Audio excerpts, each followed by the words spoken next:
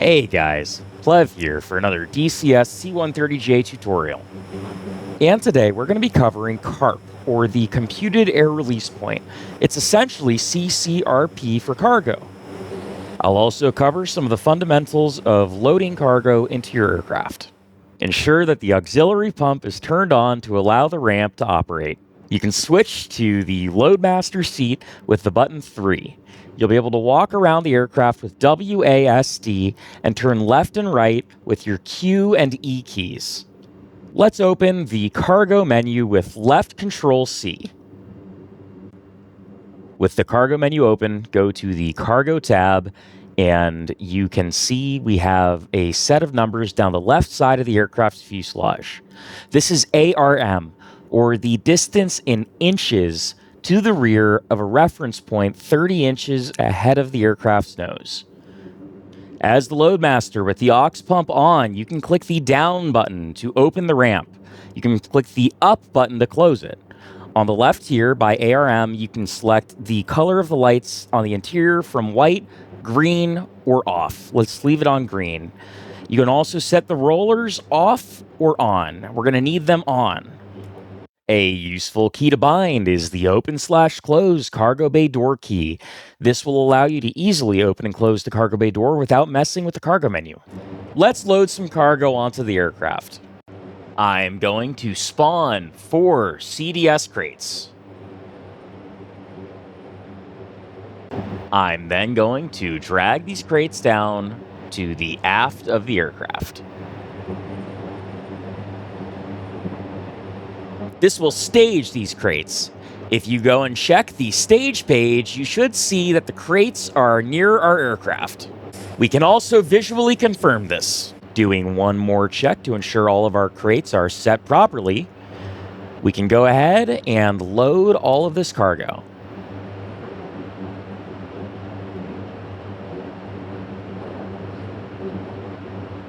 Going to the presets page, you can create and save a preset, and in this case, we're going to call it 4X CDS and save. With the cargo on board, let's move on. Before we continue, I do want you to know that you must have waypoints to utilize CARP. There's many ways to create and add waypoints, but the easiest with the dynamic slot system in multiplayer is to use the route tool on the top left of the map. In our case, however, we will use Waypoint 2, which will already be prepared for us. You can add waypoints using latitude, longitude, or MGRS. However, that is a topic for a different video. You can also insert your waypoint via cursor. However, that is a topic for another video, as this is not a navigation video. Let's configure our weight and balance. Open the MC index page. Then go to your weight and balance page. Let's begin with our operating weight. In this page, you can see we have a default of 1,200 pounds for our crew. We can assume each crew member is around 200 pounds and 1,000 pounds is your minimum value. I'm just going to leave it at 1,200 because in the grand scheme here, it's not going to make a huge difference. Now let's go to the payload page where we can enter the weight and ARM values for each crate.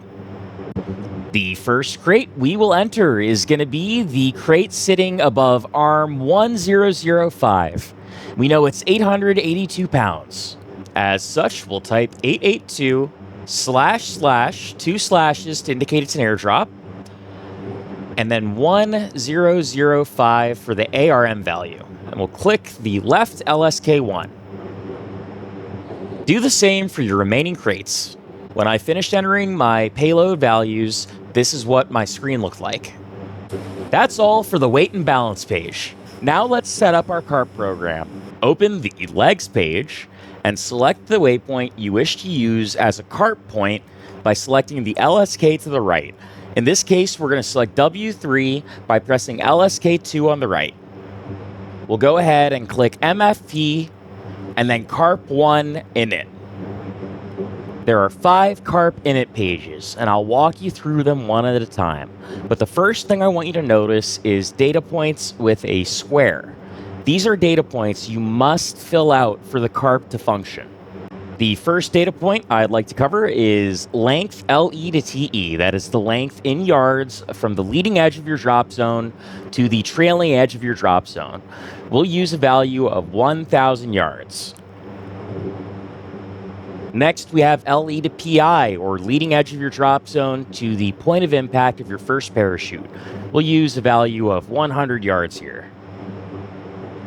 First, we have our slowdown distance and our turn point distance. These will be additional waypoints generated ahead of our CARP for us to follow. A typical value for your slowdown distance is 6 nautical miles, and a typical value for your turn point distance is 10 nautical miles. Then we have our running course. Using the F10 map and middle clicking and dragging, we can figure out that we want a magnetic course of 205 and a true course of 211. Therefore, I can type 205 for magnetic, and 212, 211 will be automatically generated for the true course. Finally, we have DZ escape. That's the point at which we will turn to escape the drop zone. That's going to be a value for us of 0.5 nautical miles. Now let's move on to page 2. Press the next page button. You can change the load type between personnel, container delivery system, high explosive, or BDL-other. You can determine if you're using a single or two-stage parachute. In this case, it will be a single stage. You can select your parachute type, either G12D or E, by going to the chute list, selecting your desired chute type to copy it to the scratch pad, going back to CARP Init, and selecting the spot next to the blank boxes, and one will automatically be generated. You can manually enter 2 or more if you have multiple chutes per container. You can select your drop speed you intend to drop the crates from here. In our case, we're going to use a value of 130 for our drop speed. You should not go above 150 if dropping personnel. Racetrack will define your aircraft's behavior following the drop. Escape means we'll escape. L or R indicate a left or right pattern. Release system will determine whether you're using a tow, CRS, or no drogue chute or extraction system. Given that all of our packages weigh 882 pounds, we'll type 882 for element weight /4 because we have 4 containers. Drop payload will auto-populate. Now let's move on to page 3. Press next page to go to page 3. So most values on the third page regard weather. We're going to talk through how to set this up. You can just put 0, but that may lead to your auto drop not working properly if the values aren't accurate. First, we have altitude, wind velocity. That's going to be the wind direction and velocity at the altitude from which we drop our container. We also have surface wind velocity. That's going to be the direction and wind velocity at the surface. In our case, there is no wind velocity, so we are simply going to put 0. Let's do that now. 000/00, and it entered correctly. We'll do the same thing for surface wind velocity. Next, we have our surface temperature, which was auto-populated, and we'll want to have our temperature at the altitude from which we drop. You should subtract 2 degrees Celsius for every 1,000 feet in altitude. If we're going to be dropping from an altitude of 1,000 feet, which we are, then you should set your altitude temperature in this case. I should have set it to 013, but I set it to 014, so ignore my mistake in this case. You also should set your altimeter correctly using either QNH for mean sea level or using QFE to zeroize your altimeter for the point you're dropping on. We're going to use QNH. In our briefing, we can see this is 2987.